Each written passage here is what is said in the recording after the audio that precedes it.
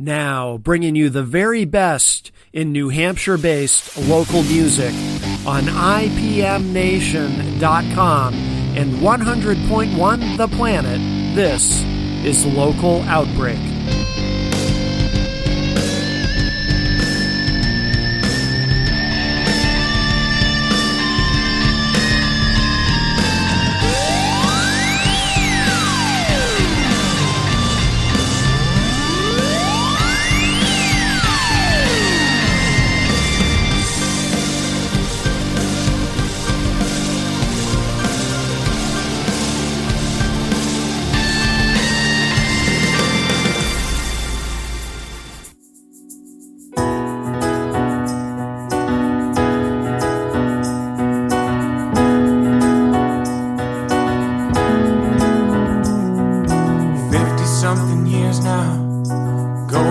Smoke 20,000 days behind us, just a couple more to go. And it's alright, gotta have a little faith.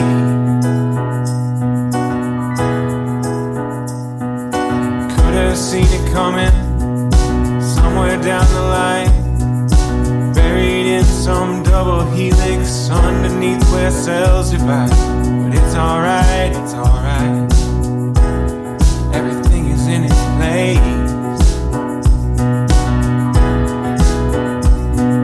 Seems so clear to me, nothing could have changed it. Seems so clear to me, nothing could replace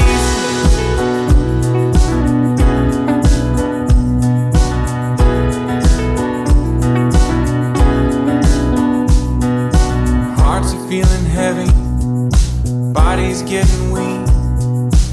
We will waste away together, fade into that sweet release. 'Cause it's alright, gotta have a little faith.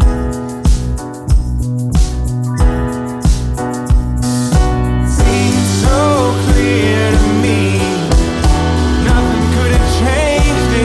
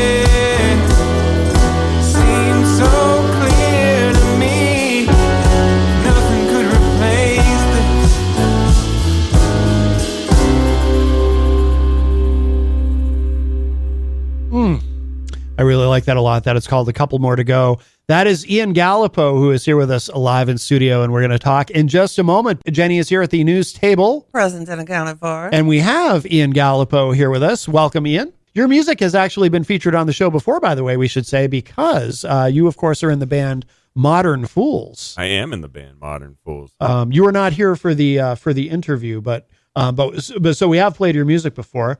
I'm going to adjust that camera there too for people watching online so they can see you. But no, but I love Modern Fools, but I love your solo stuff too. That is such a great track. A couple more to go. Really, really like that. Where did you record that? It's entirely recorded at home. Oh, no kidding. Yeah. Yeah. I've got a home studio set up.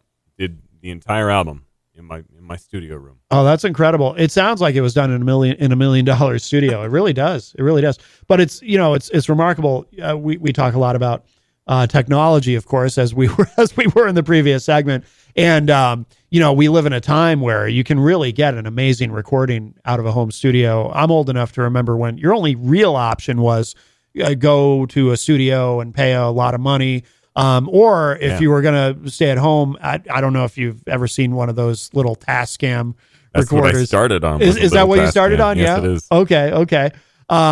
So now though, I mean, it's incredible what you can do. And it's amazing. Yeah. I mean, all of the DAWs, I work in Logic, but your home studio setup, you can, there were professional albums, right? Hozier's whole first album was recorded in his basement. I didn't know that. Take really? Me to Church is a home recording. Oh, I didn't. I had no idea. I did not know that.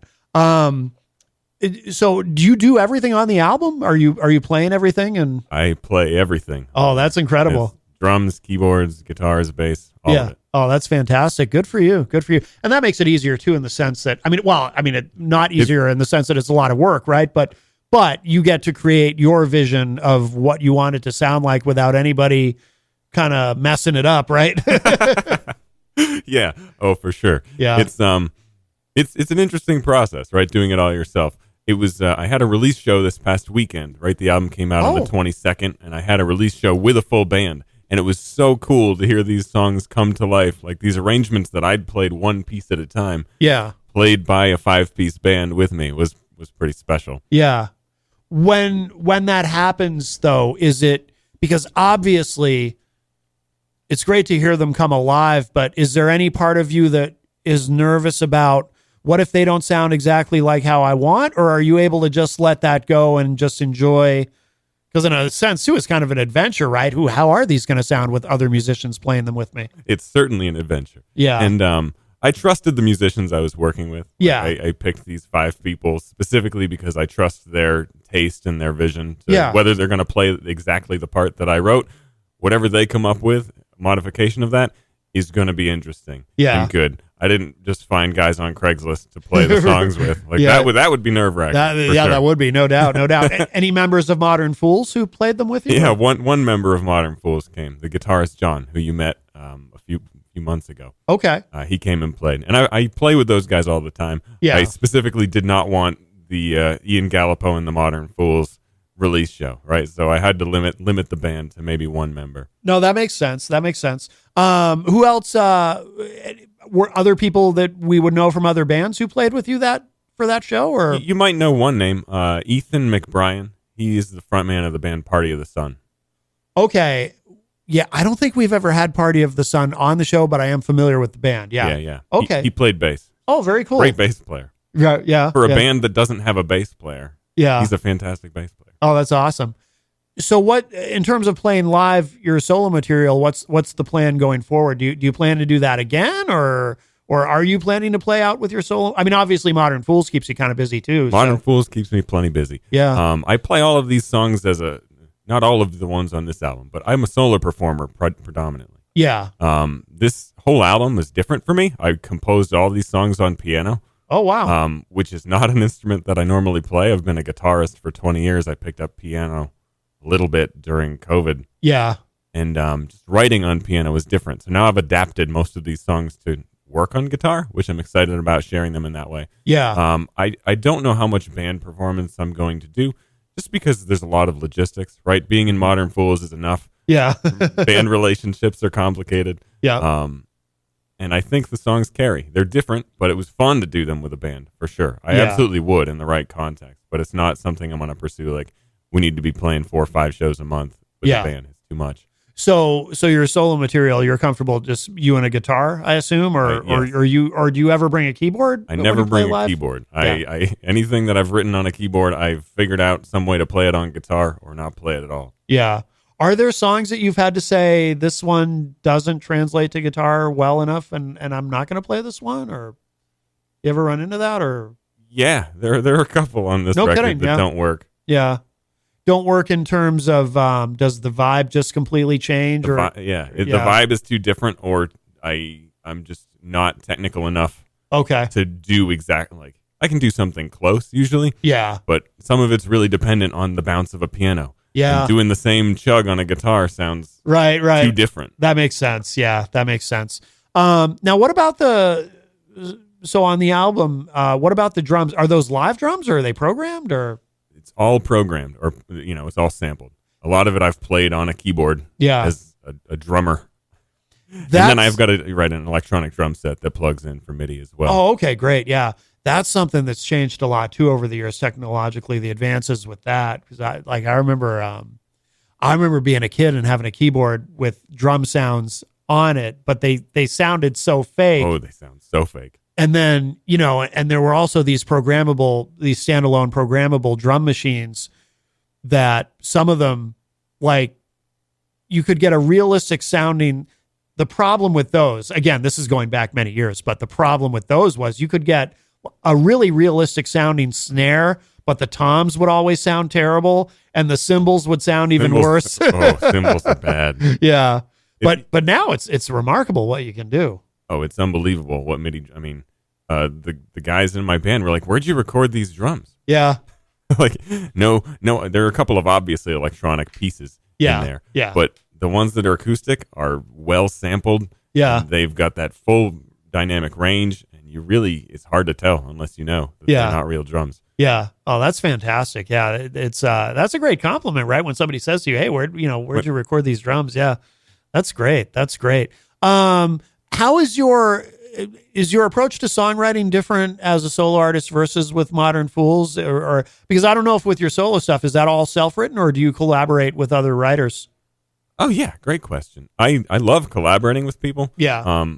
Everything on this record I wrote. And most of my co-writes in my life have been for the other artist. Okay. But there's a handful of songs that I wrote with other people that I've written with John from Modern Fools that I play. Yeah. Solo artist. As far as Modern Fools, almost all of that is written by Josh, the singer. I've tweaked some lyrics here and there, but it's we're working towards collaborative writing. It's just it's a stretch. Anytime there's a lot of vulnerability when you write with somebody. Yes. And it's Josh and I are working towards that. Yeah, no, that's very cool. That's very cool.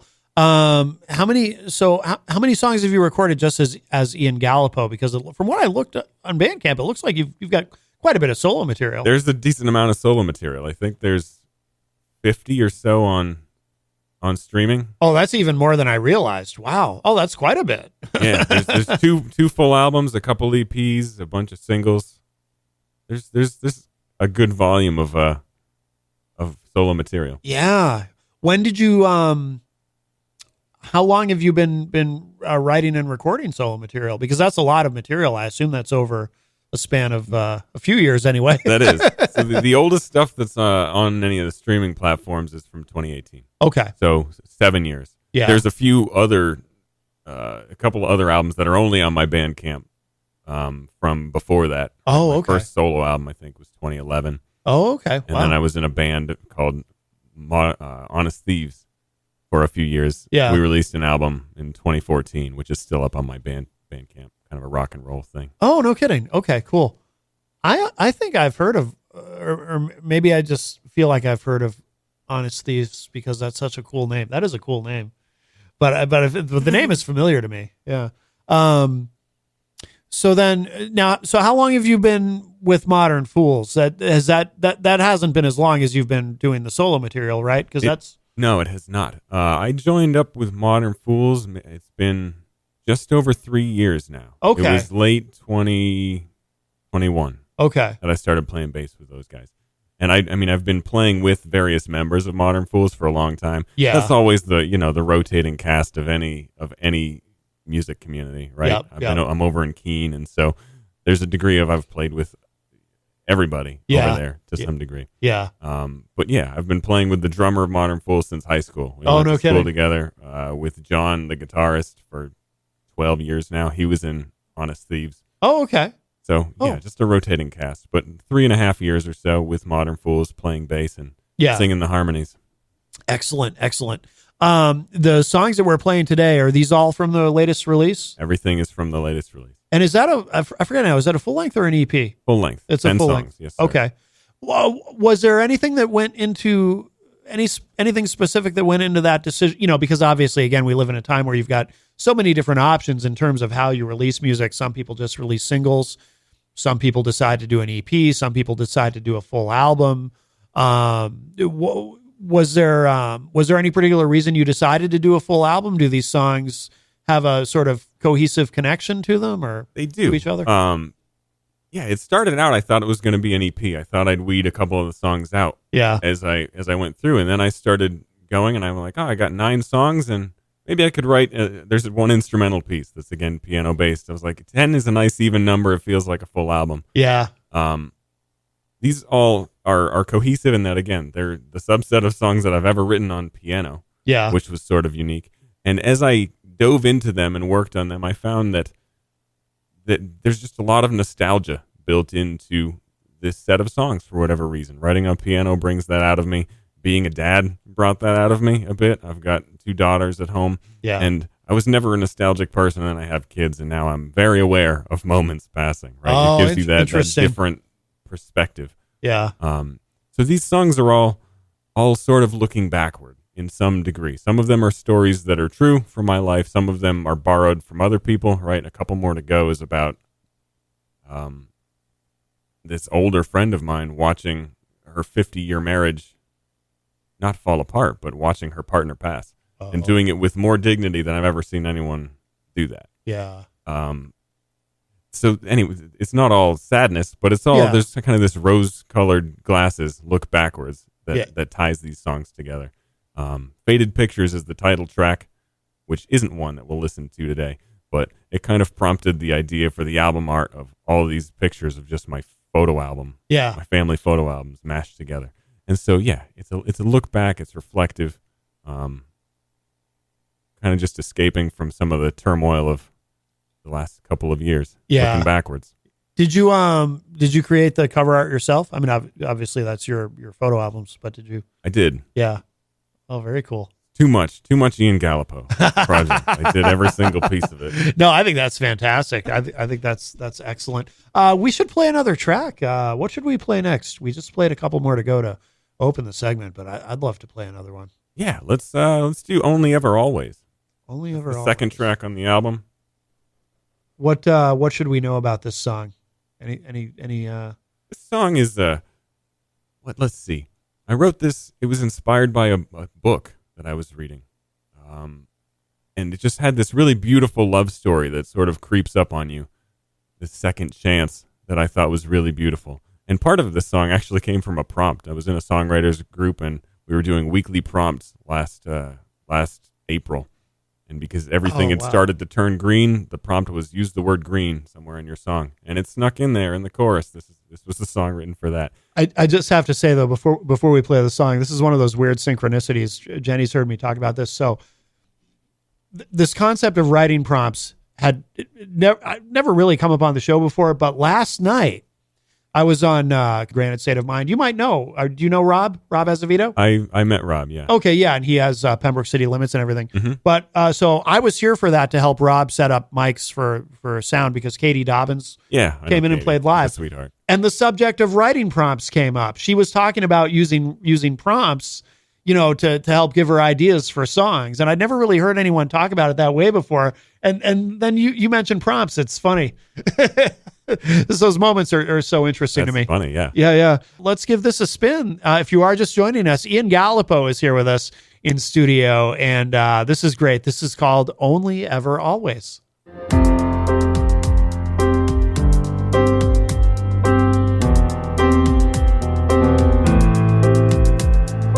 I was falling gently, settled in the silence of a frozen dark, an empty hibernation.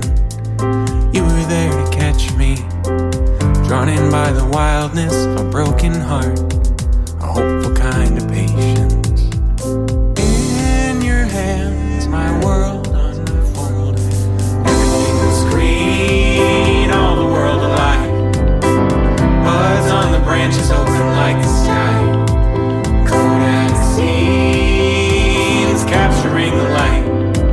Stolen second chances.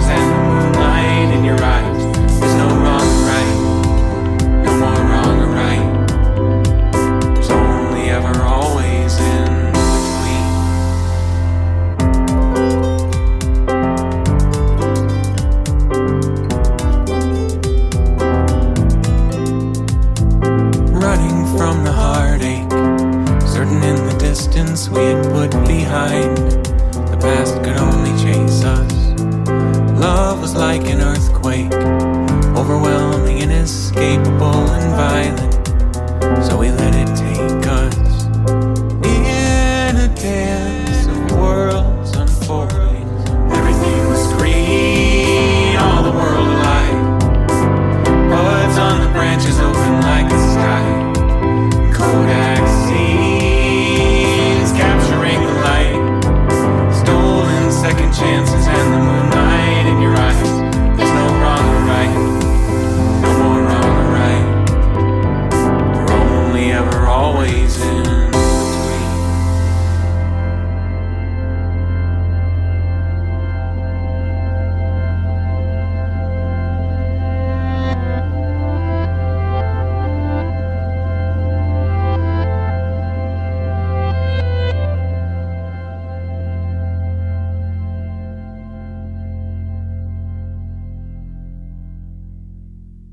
I love the way that ends. I didn't even want to talk over the end of it. That's so cool. That's Ian Galipeau. Only Ever Always is the name of the track. That's really nice. I love the choruses on these, and obviously, how many layers of vocals are on like that a song. I'm such a recording nerd, so I ask these weird questions. Probably nobody else cares. How many layers of vocals? But I'm just curious because it just sounds so good. Thank you so much. No, I love the recording nerd conversations here. That song has got, I think, 9 layers of vocal. Okay. So it's like a 4-part harmony. My wife is singing the highest, right, the female voice. Oh, in there. No kidding. She's got 2 parts, and then I'm doubling the lead vocal and singing 2 underneath it. Okay. So it's like a 5-part harmony with 9 total voices layered in. Oh, nice. Yeah. It sounds, was that hard to get that right? Like the way you wanted it? Because that's kind of complex working all that out. Or maybe it's not. Maybe, I know sometimes it can be kind of instinctive when you're working out harmonies, but. Working out harmonies is like my favorite nerd thing to do. Is it? Yeah. Oh, I love it. So it's a little tricky, but it's a lot of fun. Yeah. Like I do most of the harmony arrangements for Modern Fools as well, right? Oh, when I'm okay. singing with Josh and when we record together. With 2 voices, it's always interesting. Like what can we do that isn't just tight thirds, Yep. right? And so I know this is like music theory nerd stuff, but yeah, it's complicated, but it's fun. Yeah. Yeah. And I love when I am recording and I have license to like, I can just fill this chorus up with a 5-part gigantic thing. Yep. How long did it take to record the album? The album was over the course of maybe 8 months. Okay. Total.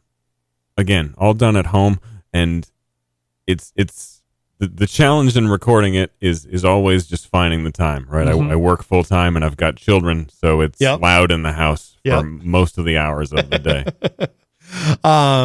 Did you do the mastering too yourself, or did you send it somewhere? I had it mastered by a guy named Jim Bergson, who's over in the Boston area. Okay. But I recorded it. I did all of the mixing. It was mastered separately. Excellent. Now, why Jim Bergson? Is that his name? That's his name. Now, how did you choose him? Because you've got a lot of options. What led you to want to work with him? There are so many options. He and I had connected via Instagram maybe early last year. Yeah. And he had reached out a handful of times, just like, hey, if you've got any projects, just keep me in touch. Wow. I really like your writing. I'd love to work with you. And I've worked with a handful of other mastering engineers who all did a great job. Yeah. But I wanted to give Jim a swing because he's a good guy, and he did a great job. Did a great job. Knocked it out of the park, I would say. Yeah, absolutely. Oh, that's very cool. That's very cool. Now, what is your? Obviously, you're always writing, right? So I'm curious. And this hasn't been out that long, right? The new album. A week. Oh, Last Saturday. It's that new. Okay, geez. So do you plan to? I don't know if you're thinking this far ahead. Do you have another release already kind of in mind, or are you just kind of focused on this one in the moment, or? Because you're probably always writing. I'm sure you've got a lot of ideas. Always writing. Yeah. And yeah, I don't have a concrete certain set that I'm going to release. I've got another single that I worked with an online producer to flesh out. It's my first time ever just handing a song over and being like, you do all the instruments. And I'm really excited with how that came back. So I'm going to work with him on a handful of more songs. But so that song is called On Borrowed Time. That'll come out. I don't have a date, but certainly by Memorial Day. Okay. I'm going to not move on from these songs quickly, but I've got a backlog of like 50 more songs that I think deserve release. And I'm 36. I can't just wait forever to do this. So this is like the year that I'm doing 2 full albums for sure. Wow. At least another handful of singles on top of it. Oh, that's great. That's great. When you play live solo, do you... I mean, you obviously have a lot of your own material to draw from. Do you also play some covers, or are you able to do shows where you just play your own stuff? Or I predominantly play my own material. Good. There's so much of it that even I've worked with. I play breweries and things like 3 hours. In that 3 hours, right, there's a couple of 10-minute breaks, and I'm playing maybe 5 covers over the course of 3 hours. Like. It's mostly original music, which is a way to do it. I don't know if it's the best strategy, but it's the strategy that I choose. If it's working for you, it's working for you. Yeah, I say run with it. That's great. That's great. I'm also curious about influences. I think a little bit of Ben Folds, maybe. Hey. Oh, man, I love Ben Folds. Yeah. I think he's an absolute genius. I also thought maybe I don't know if so much on that one, but the other one we played, James Taylor, is he in your? James Taylor's very much in my wheelhouse as well. I think one of the greatest songwriters of all time, personally. James Taylor is incredible. Agreed. Yeah. When he knocks it out of the park, there's nobody better. Yeah. He's got some absolutely great songs. So certainly you've picked 2 that I absolutely love. Other influences that you'd certainly hear on this album. The Postal Service, right? Ben Gibbard, Death Cab for Cutie is another big influence. That one never occurred to me, but now that you mention it, I can hear it. Yeah, now that you mention it, yeah. Other, piano writers that I really look up to, Randy Newman. Is someone I discovered not late in life because I'm not an old man, but later, right? I grew up and he was the Toy Story guy. Yeah, It was You've Got a Friend in Me, and then I was reading a Ben Folds interview, whatever it was, 10 years ago, and he said Randy Newman was one of his biggest influences. I was what am I sleeping on here? Yep. And going deeper back into his discography was amazing. The albums Little Criminals or Good Old Boys, like, he's just incredible. Yeah. Any Frank Zappa? No Frank Zappa. Okay. I got to check out Frank Zappa. All my friends enjoy Frank Zappa, and I've never done the deep dive into his catalog. Yeah, I mean it gets pretty weird, but I don't mind weird. But he's most of us don't. If when we give it a chance, he's got some great stuff. I was never a big Frank Zappa fan myself, but a couple of years ago. So I'm on a show on Friday nights called Retrospectrum Radio with Paulie C, and Paul's a huge Zappa fan, and he's played some stuff on there that's like, wow. So I remember when I was a kid, my parents were into him, but I never got into him, but now. As an adult, because you get older and you appreciate stuff that maybe you heard when you were a kid that you didn't connect with, but now you hear it and you go, oh, now I get it. Now I understand what's great about this. And of course there's other stuff you might hear that you liked when you were a kid where you go, ooh, I used to like that. That happens too. But sure. But and your vocal style specifically, is there anyone you try to really emulate or who influences you in terms of how you sing? That's a great question. Ben Folds would come back up. Okay. Simply because he does not have like a conventionally pretty voice. Right. I never felt like I did either. And so it was like a permission to just have a voice. Or Ben Queller is the same thing. Okay. Like guys who don't have that beautiful voice, right? I mean, I worship Jeff Buckley. I will never sing like that. Right. It's never going to happen. Right. Or like, let's see, Joe Cocker, amazing voice. You just heard the guy sing, you'd be like, what is wrong? But the performance is what makes it amazing. Agreed. And another one that I didn't realize until maybe a couple of years ago is Tracy Chapman. Yeah. Definitely. I loved her albums when I was a kid. I love her albums still. And I didn't realize that some of my inflections were borrowed until I accidentally pitch shifted my voice up. Yeah. On a recording that I was working on. And I was like, oh, wow. I sound a bit like Tracy Chapman if you pitch shift my voice up a fifth accidentally. Oh, that's interesting.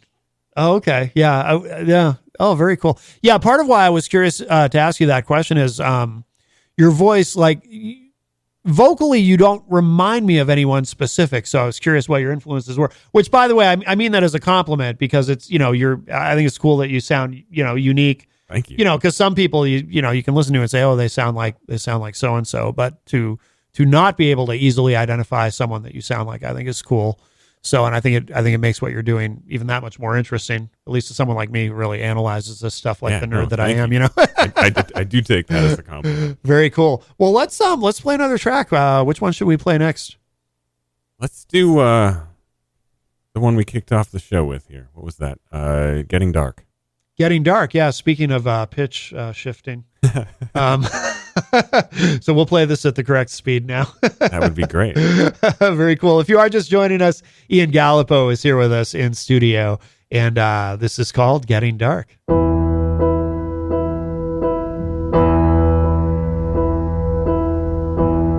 Countdown to liftoff, knowing you and I'd be worlds apart. Expectations were a couple of months at most. We would do our level best to carry on. Our fire lit, rumbling down below. The sky above unfolds and it's getting dark.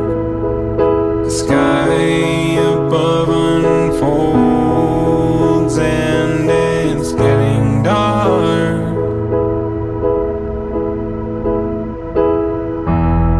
We made it farther than anybody ever could have hoped. The starlight filled us up so we could step beyond the limits everybody said would take their toll. We opened up a whole world to explore together, just a light on in the dark.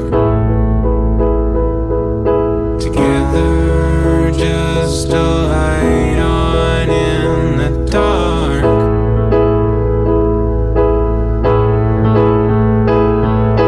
A storm on the horizon, and all that you could do was watch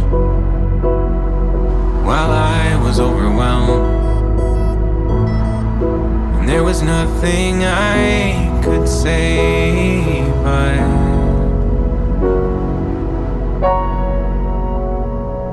my battery is low and it's getting dark. My battery is low and it's getting dark.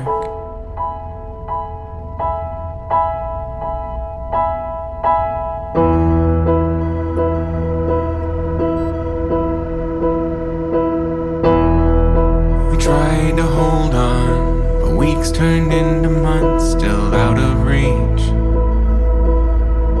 Until that moment when you sang out your goodbye, I was too far gone for you to hear me. But the morning sun lit the heart inside, a final pulse, a glimmer in the dark. A final pulse, a glimmer in the dark.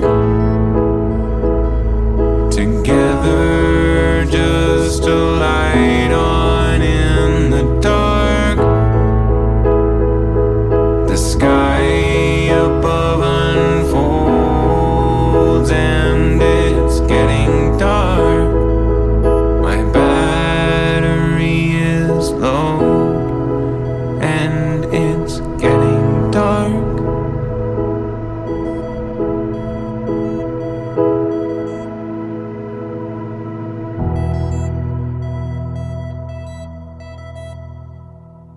That is getting dark. It is. It's another one of those cool endings. I really like that a lot. Thanks.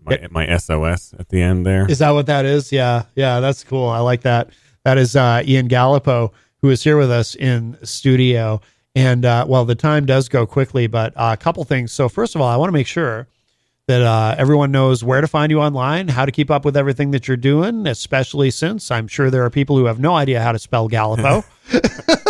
I don't know sometimes. I wouldn't blame them. No, thanks, Matt. Yeah, of course. Ian Galipeau Music. IAN is Ian. Galipeau, bunch of extra vowels. It's French. GALIPEAU and music on, let's see, on Instagram, on TikTok, on YouTube, on Facebook, my website, iangalipeaumusic.com. You can find me in all of those places. I'm most active on Instagram, but wherever, you're at, that's where I am. I was even misspelling your name the other day when I was doing a post for the show today. I kept typing 2 L's and I kept having to correct myself because I think in my mind the consonant to vowel ratio in your name was throwing me off. It was like you said, it's French, so there's a lot of vowels. So I kept trying to raise the number of consonants in your name. Anybody ever spell it wrong on a poster or anything? Oh yeah. Really? 2 L's is the most common. Is it? Yeah. 2 L's is the most common, and flipping the E and flipping the vowels at the end. Right? Really? EAU, Yeah. right? It's like beautiful or whatever. Yeah. But AEU, AUE, like they just throw them in at the end. I don't blame them. I can imagine. Yeah. Oh, that's funny. And Modern Fools, of course, too. Where should people go for Modern Fools? Modern Fools and Modern Fools Music on Instagram, Facebook, TikTok, modernfoolsmusic.com. That's easy. That's nice and easy. That's much easier. I assume Modern Fools has never been spelled wrong on a poster. Not that I recall. Oh, There's never been like a Z. Yeah. Right. That's good. That's good. And what do you have coming up to plug? Yeah, for sure. I'm playing tonight actually over in Hancock, New Hampshire. Okay. They've got an amazing venue over there. Like Hancock is the quintessential small New England town. Probably haven't even heard of it. It's this cute little place. I was going to say I don't know where Hancock is. It's sort of north of Peterborough, right? Okay. Between Keene and Manchester. Yeah.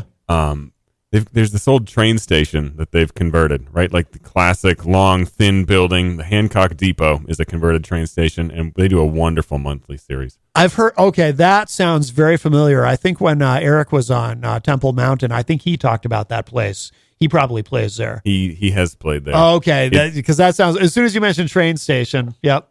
It's a wonderful vibe. Really great spot. So I'm playing there tonight. That's at 7:30. My next thing near Manchester is just over a couple months out here. April 26th, I'll be over here playing at Great North Ale Works in the afternoon. Oh, very good. Jenny and I are going to be there later today. I don't know if you know Jenny's son, Jesse Coffey, but yeah, I know Jesse. You know Jesse? He's great. Yeah, he's playing there today. Jesse's mom. Oh, yeah. Small world. It is a small world. Jesse's a sweetheart. Yeah. So he's doing all the booking over there now too. I know, Yep. He's doing great. Yeah. So we're going to go see him play today. He manages the tasting room. He sure does. Yeah. Today at 4 p.m. Yep. So, I know why I think I know why the train station sounds familiar to me too. Didn't Modern Fools, did you guys record a video there or something? We did. Yes. Okay. That would ring a bell. So we did a live version basically of our album recorded in that space. Okay. We shot videos for it. Yeah. It's fun. Yeah. Very cool. Well, congratulations on the album and everything that you're doing. And it's great to have you on. We'll definitely do this again in the future. I would love that. Especially when, it sounds like you've got another single coming soon. So I do. We'll definitely have you on for that. And that's going to be separate from the album, That'll right? be separate. It'll be a completely separate thing. Yeah. So we'll do this again soon. And we will close out with, so we have one more to play here. Oh, I'm curious too. So the title is Thoughts of a Widowed Cartoonist. That's the title of the song. This has to have a story behind it, I assume. So this song is fiction. Okay. But it's as silly as this. I wanted to write a song. It came from a prompt. I wanted a song with the word toothbrush in it because I thought that was weird. Yeah. And I thought it would just be silly. And most of the time when I give myself a prompt that's silly, it ends up being something very serious. Oh, really? Yeah. So this is that. It's sort of this song. It's the thoughts of a widow. For whatever reason, the guy's a cartoonist. I don't know why. Okay. It's just the imagery that came up as I was working through the verses of this song. Okay. So I wanted a song with a toothbrush in it, and I also wanted a song with a bass drop in it. I've never written something with that wop wop wop. Nice. That, electronic instrument sound. I mashed those two things together, and this is the song that came out. It's a little bit ridiculous, but I think it's kind of cool. Yeah, absolutely. Absolutely. Very cool. So we'll play that. This is called Thoughts of a Widowed Cartoonist, and this is Ian Galipeau. And Ian, thank you again. Thank you so much, Matt.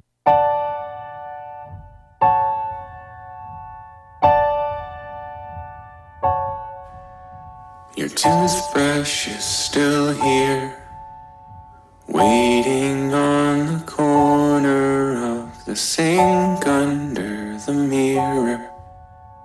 I haven't found the strength to throw it out, though I know I should. It lets me pretend.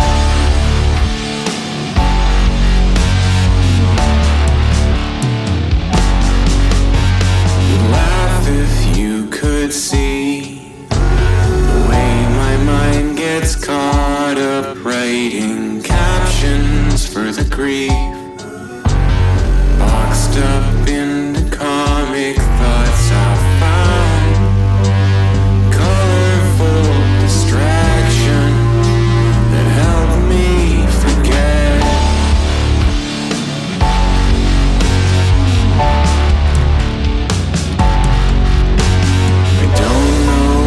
Sad or funny, little things I took for granted, the bits and pieces of a light, everyday and unromantic, it lasts beyond the poetry and lust.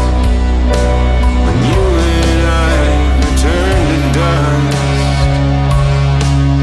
they'll stay.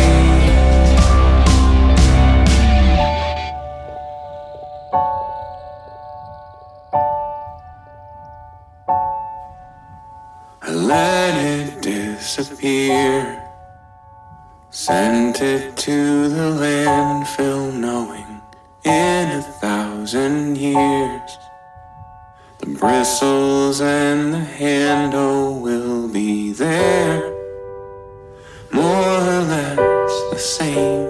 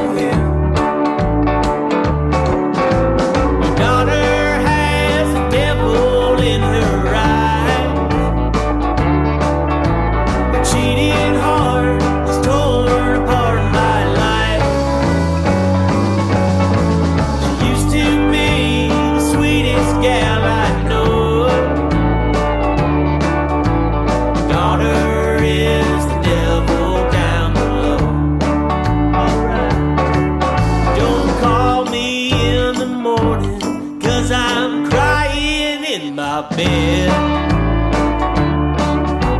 You left without a warning, and I'd rather see you dead. Your red hair should have told me that you never was my friend. Devil's in the details, in the fire you send. Devil's in the details, in the fire you descend.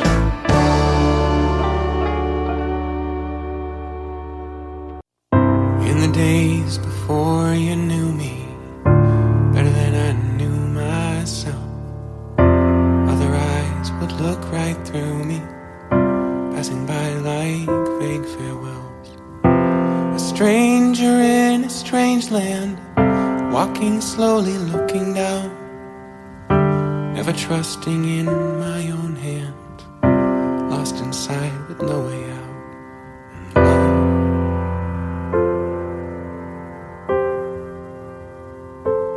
oh, it was a dream.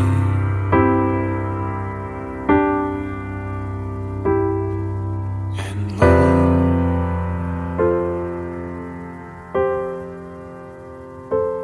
it was everything.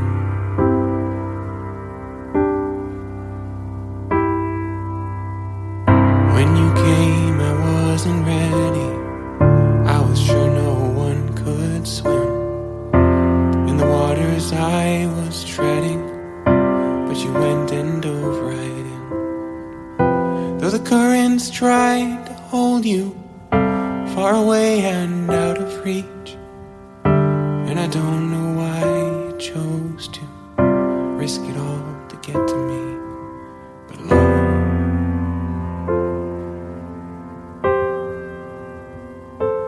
oh, it was a dream.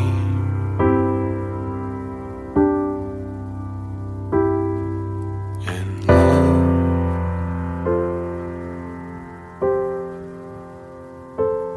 it was everything.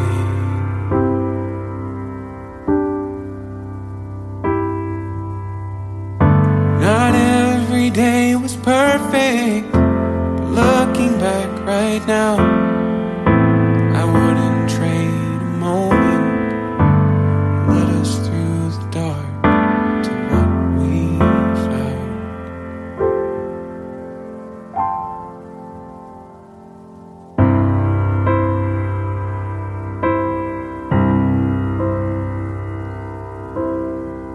Faded pictures, smiling faces, see those kids we used to be.